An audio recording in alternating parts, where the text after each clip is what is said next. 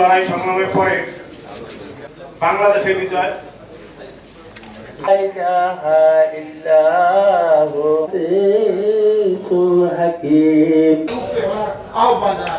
High court supreme court থাকতে হবে।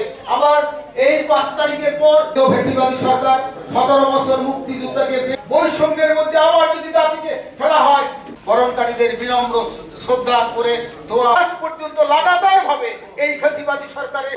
তারপর আমাদের নেতৃবৃন্দ দূরে একটি কথা বলবে।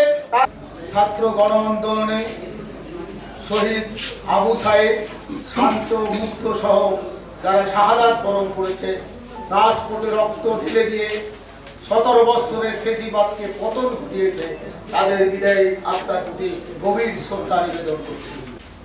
যারা এই আন্দোলন করতে গিয়ে নানানভাবে গুলিবিদ্ধ হয়ে এবং নানানভাবে আহত হয়ে এখনো হাসপাতালে মৃত্যু সন্ধান হচ্ছে, তাদের আশু সুস্থতা কামনা করছি এবং এই জাতিকে আবার একটি মুক্তিযুদ্ধ দেখার সৌভাগ্য হলো।